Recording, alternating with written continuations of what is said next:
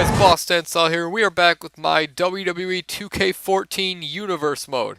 Now, if it wasn't clear to you guys because I ran out of pages, text pages in that first promo, Shawn Michaels did say yes to Razor's challenge. So, if he and Diesel are able to beat Razor, Ramon, and Stone Cold tonight, they get their rematches, but for their respective titles. But if not, then they don't get anything. They go home. They go home empty-handed. Get to the back of the line, as Razor put it. And these teams that you just saw, now you're seeing the entrance of Perfection Squared, as they are called. There we are. Both these teams are 0-1 in their careers, and we can't have that. We got to give these guys some chances. So one of these guys will be getting their first wins, and the other ones, well, they will not be. So there's that. And honestly, I think Curtis Axel's Caw is one of the most, if I do say so myself, perfect cause that I have in SG Gaming League right now. And I usually don't say that. I usually don't break the fourth wall like that and mention that they are cause, but obviously, you know, we're commentating a video game, so I can say whatever I want. And yeah, right now, I'm this is a little off topic, but now that we're just breaking kayfabe a little bit, I'm feeling like I'm doing way better with these uploads this year. Remember last year, by like January, I had to fit in so many uploads. Now I'm pretty sure I'm gonna have them all done by the time January 1st starts and 2K15 Universe starts, and I'll have the PS4 by then, and we'll be amping it up a little bit. Well, I gotta adapt to these changing times, and here coming out right now is one of my favorite tag teams, one of my favorite newer tag teams that I made. I thought these guys would really work out. Sold Out, JBL and Ted DiBiase. They just seemed like they would fit so well as a tag team. It's like it just worked, and you know, it's sort of weird to think about like Ted DiBiase is the rookie in this situation, and JBL is more of a veteran. He's not really a veteran because he's only been around for a cup of coffee in SG Gaming League, but he is still, you know, he's still got some experience. And same with Perfection Squared. In this case, Curtis Axel, you know, he did wrestle a little bit in WWE 12. And his dad is actually the rookie. He's only been in one match in SG Gaming League history. Curtis Axel, I'm not sure how many he's been in, neither with JBL, but both these guys are 0-1. So we're gonna see. Oh, and there's Ted DiBiase right there. But we're gonna see which one of these guys can get the victory. I can't wait to see this. But let's start this match. It's gonna be Mr. Perfect Kurt Hennig taking on JBL. And JBL is one guy that I really wanted to see succeed in SG Gaming League, and it looks like he still might. I mean, you know, they gave him another chance putting him in this game. I thought they were gonna take him out after WWE 13, but looks like they put him back in, and that's awesome because you know, I really like JBL. I wish that he did his clothesline from hell a little bit more. I know they gave him a new clothesline in this game, but for some reason he never does it. I think that I'm gonna take away his powerbomb finisher because a lot of guys do power bombs. I mean, power bomb's a cool move and everything, but too many guys are doing it now. So I'm thinking that I'm probably just gonna take away his power bomb and just solely give him the clothesline from hell, so that he'll be able to set it up more if he knows it's his only option. I know AI does that a lot. You know, they take what's easiest for them. If you know, it's just if all they can do is just face them and do a move, then that's what they do. So that is definitely what I'm going to organize afterwards. I'm going to do a couple other things in this game, but for now, I'm commentating this match. And yeah, speaking of, what was I trying to say before? Yeah, I had to take out like entire pay-per-views because I want to get the Royal Rumble in and I want to get WrestleMania in. So I completely took out Elimination Chamber, or No Way Out, as it will be this year, hopefully. I took out the entire Royal Rumble pay-per-view besides the actual Royal Rumble, and I put like 2 weeks in between all the pay-per-views, so that was a little stupid. I don't know. I felt like, and I only got 3 pay-per-view events done last year. Only 3 months. That's really bad. There were guys like Rikishi, guys like Gangrel, guys like the APA, twin brother of JBL, by the way, Bradshaw. We figured that out at WrestleMania last year. Those guys sort of got screwed out of their careers because, you know, they were only around for like 3 months, and then they got canned, even though they were really good. Gangrel's the guy that I could definitely see having a longer career. Same with Rikishi. Rikishi did a lot in his time. He set the record for longest reigning European champion, and that's as long as he could go. He could only go for as long as I gave him. But actually, it might have been 4 months. Yeah, I think it. I don't know. I know it was 4 pay-per-view events. We had Extreme Rules, Over the Limit, Money in the Bank, and WrestleMania. So yeah, but anyways, it'll be good to have a full year this year, and a lot of these guys will probably be seeing next year, like Curtis Axel. We might see JBL. He's still a commentator, but I don't know if I kind of doubt they're gonna be putting him in. It depends on the roster. I know with some 2K rosters, like NBA 2K, they usually put in like the big free agents pool, which I think that would be actually really cool if they put in like a bunch of free agents. You know, like they threw in like, you know, you went to the, or just alumni period. If they went to the alumni section, you could like sign them to the roster. I think that would be awesome. There's not a whole lot coming out about 2K15 yet, besides a couple superstars have been confirmed, and then we know Sting is downloadable content bonus. Um, or it says pre-order bonus, but I was able to get Ultimate Warrior without pre-ordering, so probably won't be too hard to just download the guy. Probably a free download, or I don't know, maybe it won't be a free download, but it might be. Either way, I'm going to try to get Sting for Gaming League next year, because that would be awesome. I would love seeing Sting here next year. And I know that there's already some confirmations for Rob Van Dam's going to be in there, Shawn Michaels. There's going to be Stone Cold Steve Austin again, The Rock, Undertaker, Triple H. We know that John Cena is going to be in there because he's cover art. Xavier Woods is another one that's coming in next year, so it's gonna be really cool. And of course, you're gonna have like a lot of the new guys that we haven't seen this year that weren't in the game. Like just to name a few, we're gonna have like Alexander Rusev and Bo Dallas, and we'll probably have Sami Zayn and Adrian Neville in there by now, or by then. You know, anybody. The cutoff for me is pretty much January 1st. If you're not a part of the roster by January 1st, then you are not eligible to be in the game. That's why I put the Wyatt family in here. That's why I put Curtis Axel in there. That's why I put a bunch of guys in there like the Usos. Except the Usos, I don't know why they weren't in the game this year, but they had to make room for all the 5 Undertakers that they have. But anyways, oh, look at this. He's flipped him into a pin, and oh, he's got him over again. 1, 2, and now it's DiBiase. 1, 2. These other guys don't know what to do. Mr. Perfect. 1, 2. DiBiase. 1, 2. Curtis Axel just walking around the ring blindly. JBL's just sitting there. He doesn't even know what to do anymore. They're attacking each other over there. And what is going on? Somebody break it up. Oh Lord. Oh wow, that was like an awkward little sex position thing right there. I don't even know. And perfect plex. This is gonna be it. 1, 2, and JBL breaks it up at 2. And drop kick misses. But it looks like Ted gonna do here? Ted DiBiase. I thought he was gonna set up for that fist drop right there. I think that's what he's trying to go for, but it didn't work like that. Ted DiBiase tags JBL, and JBL kicks him straight in the gut. Anyways, what was I saying about the game next year? Yeah, there's gonna be all those guys. Probably not Los Matadores, because I don't think they're very entertaining, and they're on the out right now. But I can't wait to see Rob Van Dam in there. Xavier Woods is gonna be cool. I can't wait to see a lot of these guys. I know a lot of guys they're probably gonna keep in. They're gonna keep in Cesaro, obviously. They're gonna keep in the Shield. You know, obviously Randy Orton and all them. So it's gonna be pretty cool. They'll probably keep in Brock Lesnar, which is good for me, but bad for the rest of the company, because that means Brock Lesnar's got another year of dominance ahead of him. He's gonna have a new load of competition to be kicking ass. This guy will probably never be. Same with like Edge and Stone Cold. Like Edge will never be not in a WWE game. I hope that Edge is in the next game. I hope that they still have like and Hulk Hogan's gonna be in the game. We know that. And Ultimate Warrior probably. Yeah, I hope that Edge is still in here. I hope that they put Mick Foley in there, because he's he's been around for a couple seasons. He's not. By the way, he's not. He's still in Universe mode. He's not fired or anything. He's still around. He just has yet to make his debut. But other guys that I want to mention are still around. Jeff Jarrett, he's still around. He's still employed by us. He's not fired yet. I know we haven't seen him a lot, but I did find a call that was exactly the one that I downloaded last year for Jeff Jarrett.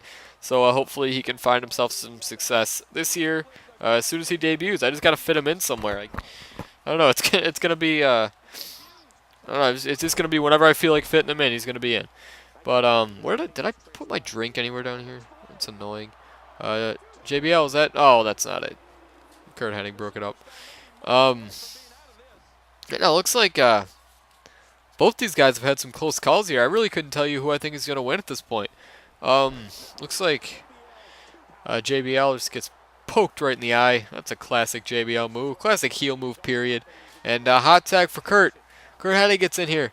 Looks like, boom. Oh no, JBL reverses it. That's a weird animation because it looks like he's already punching him in the face by the time they show the next one where JBL ducks it. JBL, a little bit of a clothesline from hell there. I don't know if that's not the official clothesline from hell, but we'll call that a clothesline from hell. It's pretty powerful. I know I did not. He has the clothesline from hell, but I don't think he'll use it in this match just because it's not a great. I don't know. He'll probably just do the power bomb when it comes time for it because that's the easiest for him to do. But I will get rid of the power bomb and just have him do the clothesline from hell because that would be cool to see. Because that stuff can just happen so naturally. Like he can just be running at him and suddenly just bang with the clothesline. It looks pretty cool. But anyways, 1, 2, and Kurt Axel breaks it up. There's too many Kurts in that ring right now. I was just gonna call him Mr. Perfect and call him Curtis Axel. So it should work. And Curtis Axel gets tagged in here. Curtis Axel actually an unofficial tag team champion. I forgot to mention that he was the first ever tag team champion in SG Gaming League with David Otunga, but I don't really recognize that reign because they lost it at their first defense and they didn't actually win the tag team championship. They lost it to Legion of Doom at the Royal Rumble pay-per-view in WWE 12. But that's probably what's gonna happen. JBL hitting the power bomb, whatever. But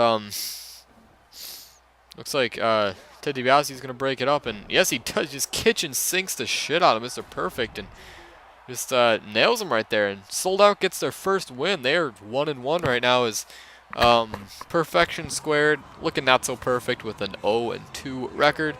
I was going to say something about that tag team, but I guess I'll wait for wait for the next match to talk about it.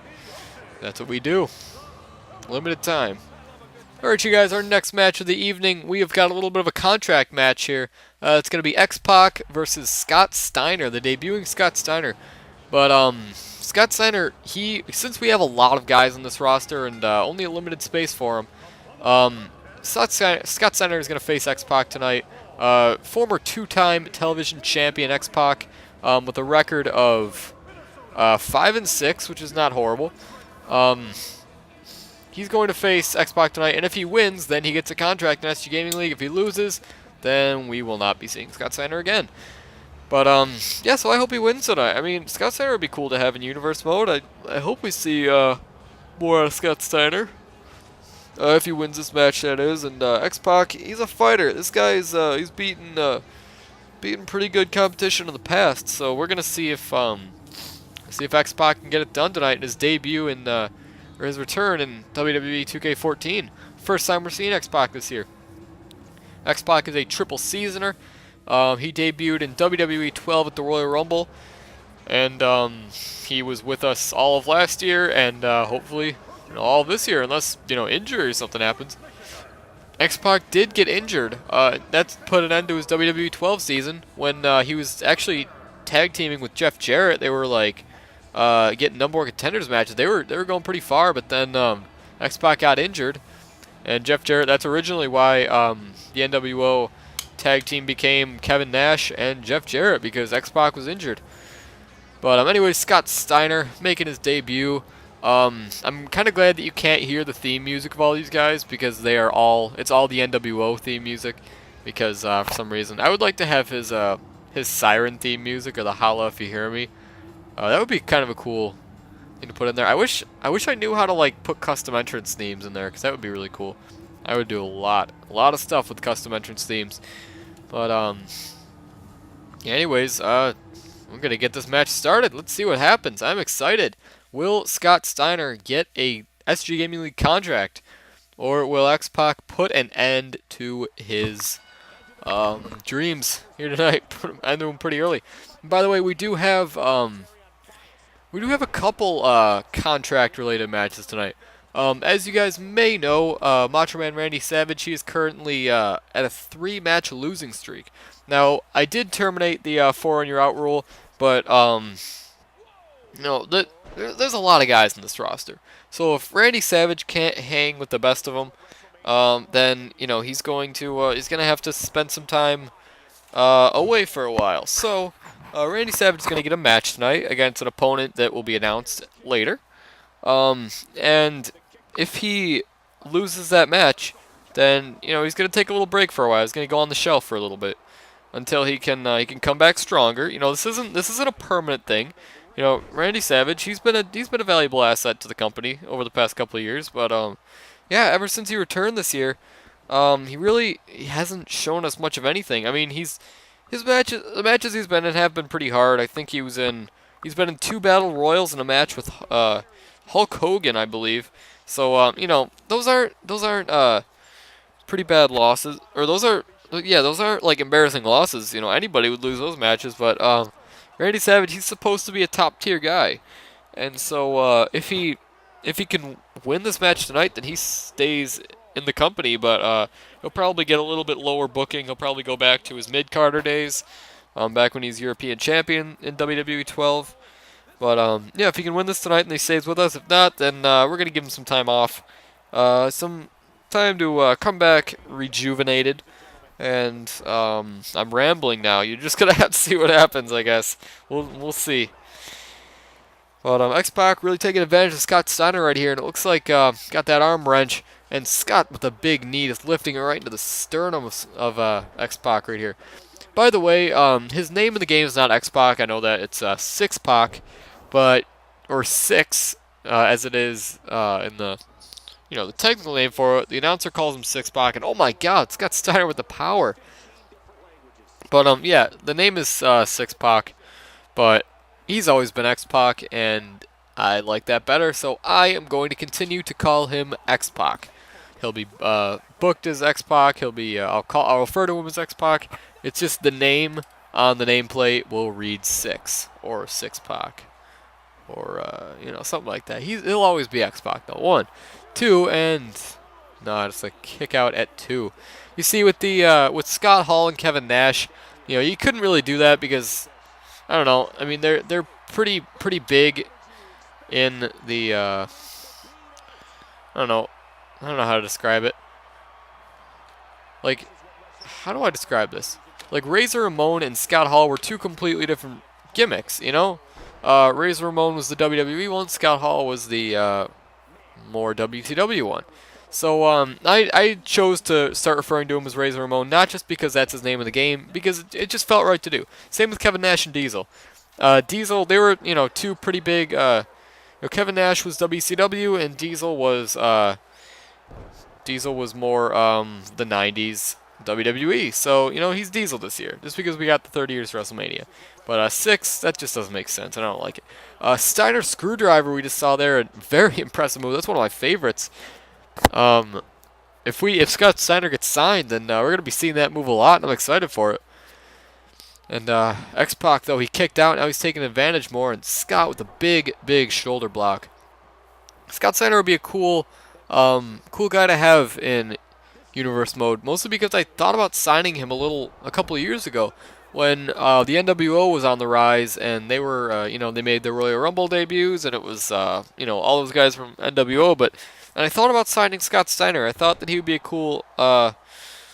cool addition to SG Gaming League, but I sort of decided against it, just because it seemed like we had too many NWO guys, and I don't know. I didn't want to sign Scott Steiner if I didn't think I had any place for him, But luckily, I had a place for all the rest of the NWO guys. I was able to use X-Pac. I was able to use Jeff Jarrett and Kevin Nash. I was able to use Scott Hall pretty well.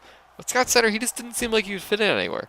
So, plus I don't know if I could... No, I could find some good cause. But, I don't know. But either way, his debut was delayed a couple of years. And now he's here. Now we got him. And I do want to talk a little bit about WWE 2K14. I started to earlier, and I was gonna make it into a whole big video, but this is what these videos are for. Looks like Xbox got the submission locked in, that surfboard stretch.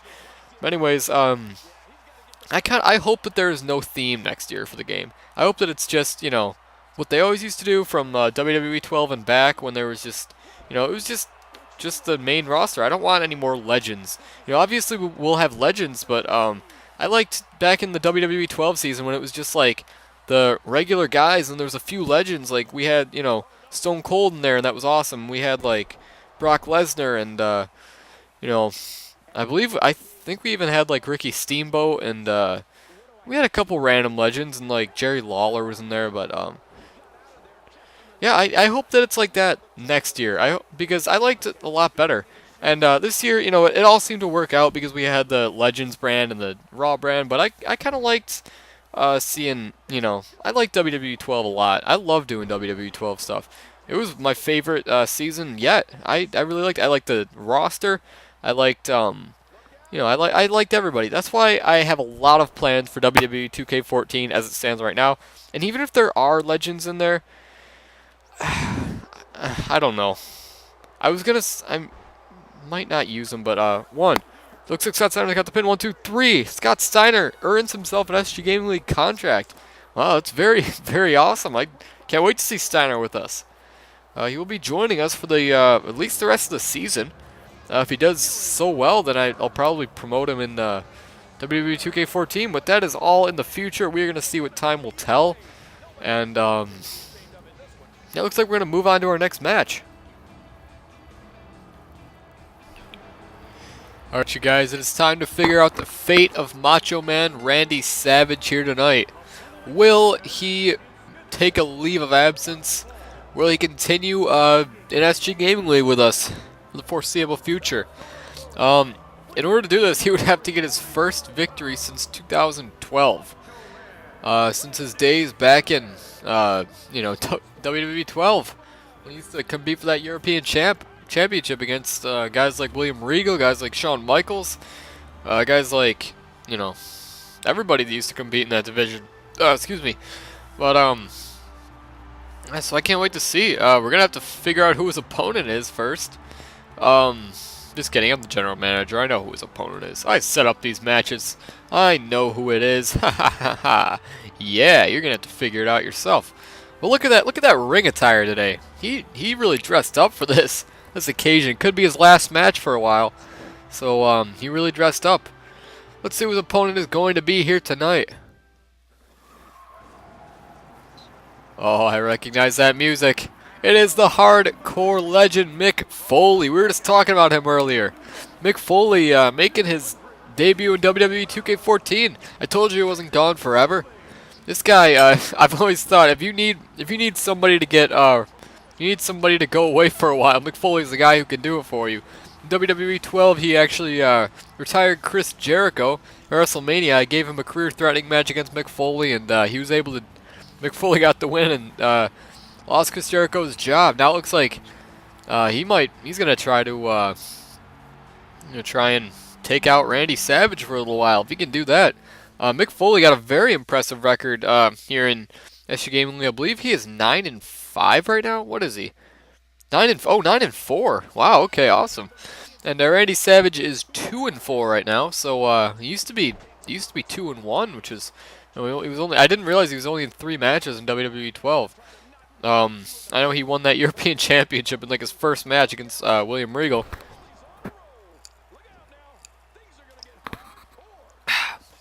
Mick Foley is a, I believe, 2-time television champion. Let's go check that for sure. Mick Foley is, yeah, he's a 2-time television champion, and he is, what else did Mick Foley do? Oh, Mick Foley currently holds the record for most Royal Rumble eliminations when he got 5 eliminations in his first ever Royal Rumble in 2013. And he lasted 12 minutes and some change, which put him in like 3rd place of all time. Of all the 66 men who've ever competed in our Royal Rumbles, Mick Foley in one run in that Royal Rumble got in 3rd place for most time. Now, it's going to be really interesting to see how Mick does this year. And what else did Mick Foley do? Mick Foley, he's just been an all-around great contribution to the SG Gaming League roster since debuting, I believe, at WrestleMania last year. He's the guy who created the television championship. But yeah, it was because I remember at Extreme Rules he actually beat Ted DiBiase Jr. for, or it was yeah. The clause was if Mick Foley won, then Ted DiBiase's $1 million championship, excuse me, would become the television championship to be defended every week here on SG Gaming League programming. And if Ted DiBiase won, then that title would be considered a real title, and he would get credit for holding it, because he really didn't get any credit for holding that $1 million championship because he just sort of brought it out and called it a title. So Mick Foley did beat Ted DiBiase Jr. and that title became official, and he went on to hold it twice. But very, very cool career Mick Foley has had, and it is far from over. Mick Foley has one of the best records in SG Gaming League right now. 9 wins, 4 losses. That's really good. Even if he loses this match, he'll still be 9-5, and that's still pretty good. That's still way over 500. But Macho Man, he's currently sitting at he's got half of his wins as he does losses. That's not very good, and all of his losses have come like this year. He only had 1 loss last year. Imagine if he won all of his matches. First of all, he would have had a contract or a number 1 contenders match for the European Championship by now. He would have had he would have been world champion if he'd won all of his matches. But geez, it looks like Mick Foley, he's gonna hit that bang. He's gonna hit that Texas pile driver. That was insane, absolute insanity. What you gonna do? That sign says. Is he gonna kick out? Is he gonna go to bed? 1, 2. The referee slow counts him right there. And Macho Man lives to fight another minute. Looks like. Foley's throwing him into the ropes right there. What's he gonna hit? Nothing. It looks like nothing significant. Tosses him right out of that ring. Macho Man holds on and oh no, Foley, don't do it. Don't do it, Foley. Oh no. Big DDT onto the apron. That move debuted this year, and we haven't seen it as much as I would like to see it, which is kind of cool. I thought usually the OMG moments happen so often. Like the suplex out of the ring happened a lot last year. There was the what was the other OMG moment? Through the table elbow drop. Was that an OMG moment? I don't know. Oh yeah, the spear through the barricade. That was that happened all the time, But Randy Savage just body slams Foley and runs all the way, running a sprint around the ring, and he comes back. He's tired now. Look at him. Continuing the sprint to enter right into the middle of the far side of the ring, and it looks like Mick Foley loading up with those shots. Macho Man getting his face put into that floor with the bulldog. And now what's Foley going to do right here? Foley's got an unlimited arsenal. He can do whatever you need him to do. He just always gets to win. He really does. 10-4 would be his record if he wins this one. That would be really, really, really an awesome record. He would be... I mean, I gave him a number 1 contenders match last year, so it's not like he hasn't gotten chances. You know, he didn't win the number 1 contenders match. I believe he was like... It was an elimination chamber. He was eliminated like first. I was really surprised because I wanted him to win. But, yeah, Mick Foley, he's stayed constant his entire career, and that's a cool thing. It's a cool thing for Foley. So you can expect to see him a lot in the foreseeable future. And I do predict that Foley will hold a title this year. I really do. I predict that if Macho Man can get his career together, I think that he'll hold another title, possibly become a 2-time European champion or a tag team champion. He's got to find a partner, but that would be cool. I would like that. Mick Foley he just gets dropped right on the back of his head, and Macho Man goes for the cover. Just a 1 count. Foley kicks out almost instantly with that one.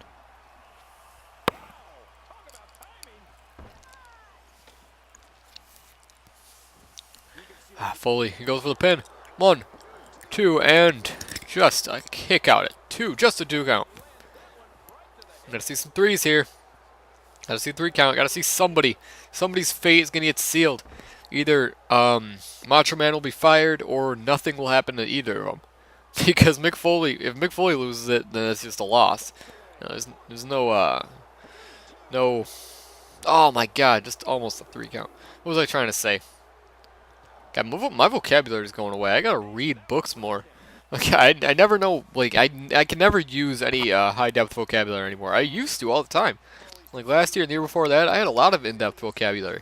Now I just sort of speak my mind and I can't even comment on the match anymore because I'm so bad at it. Macho Man, he's got him up. What's he trying to hit right here? It looks like a gut wrench throw. It looked like something like that. And he's on the turnbuckle. We know what this is. It's like the Macho Man elbow drop. I think that's what it's called. And he hits it with perfection. He's gonna put away Mick right here. 1, 2, slow count, 3. Macho Man Randy Savage, saving his career right here. Oh, that's awesome for Randy. He gets to stick around. It's gonna be cool to see if he can take his career a little bit farther. Now we know that Randy's a mid-carder because if he was just able to beat Mick Foley, but he can't beat Hulk Hogan, that means he is perfectly where he needs to be, right in the mid-card. So we'll probably see him competing for some European Championships, some tag team titles in the foreseeable future. And I can't wait. Really can't wait for that.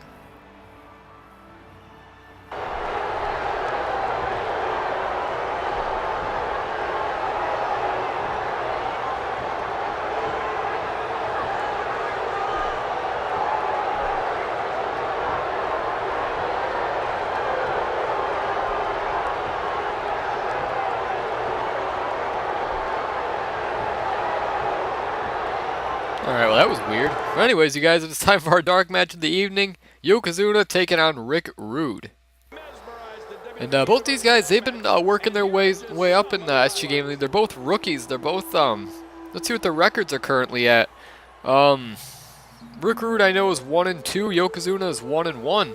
He could be over 500 with a win here, but looks like Yokozuna with a big body press. They had a lot of good This is a good match. I regretted making this a dark match, but in the end, Yokozuna would get the victory, and Mr. Fuji, his manager, would come into the ring to congratulate him on a very, very nice contest. And bang, Mr. Fuji would turn on him as quick as that. I wish I had more time to talk about that stuff. Mr. Fuji turning on Yokozuna. I did not see that coming when I saw it for the first time. It's like I didn't think that non-playable managers could create feuds with their guys. So we're gonna see how that plays out. Yokozuna and Mr. Fuji getting into it a little bit.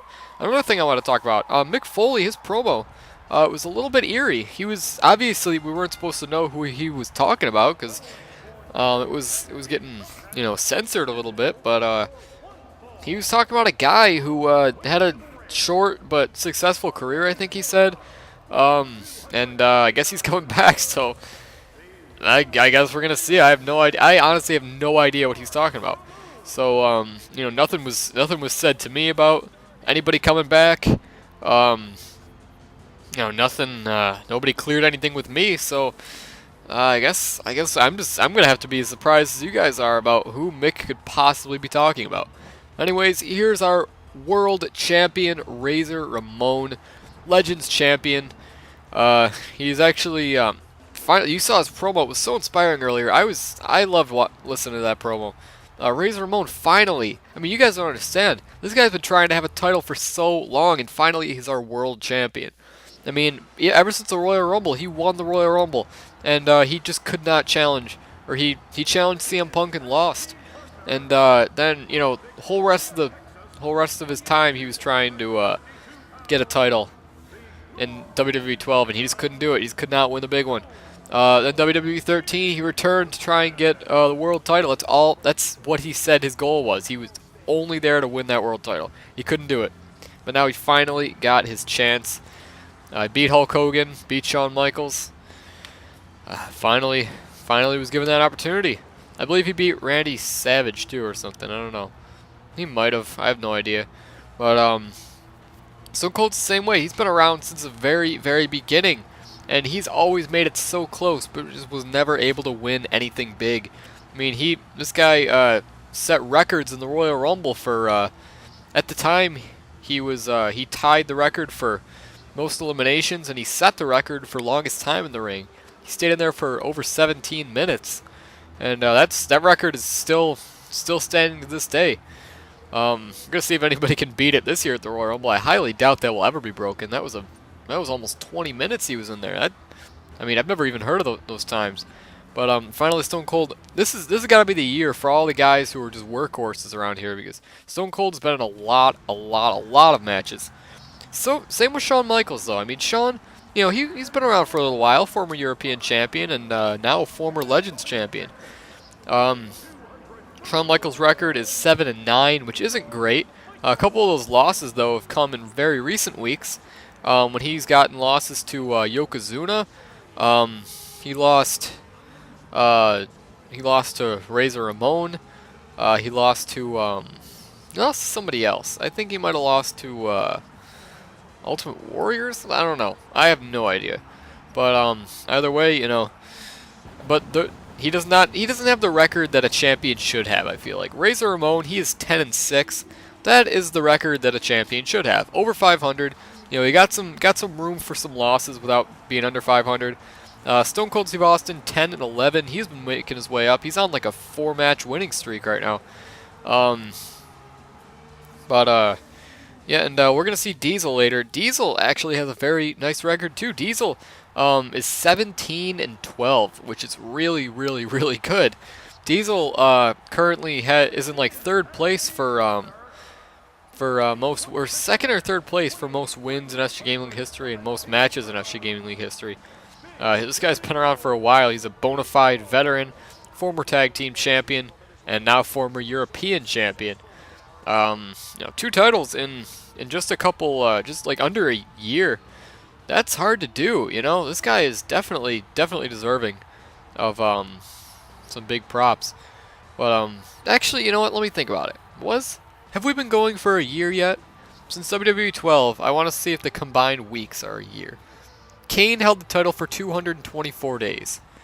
Brock Lesnar has held the title for 130-something days. But Stone Cold lost his title a month after Brock Lesnar. No, he lost it 2 months after Brock Lesnar won his. So I think we have actually been over a year. I don't know. But either way, you know, he's been going since the beginning. So you know, I would love to see. Either way, he's been one of our top stars ever since he debuted. And by the way, oh yeah, this is a tornado tag match, by the way. If you can't see right now, they're not just doing illegal stuff in there. But that's something you might have forgot about. It's kind of cool that Razor Ramon and Diesel are fighting each other, because these guys used to be the best of friends in NWO. Well, back in the day, Razor Ramon would do his thing. Kevin Nash would be sitting ringside. You know, he was his manager. They were in the Royal Rumble together. They were, you know, they did a lot of stuff together. But now they're on 2 separate sides of the playing field, I guess, because Diesel, he wants his European Championship back, and he doesn't care who he has to go through. I mean, not that Stone Cold and Razor Ramon wouldn't be fine with giving rematches. They've already beaten these guys once. But you know, Razor wants to hold that title for as long as possible. He wants to get another win. Same with Stone Cold. Stone Cold, if he wins this, he could be 500 for the very first time in a while.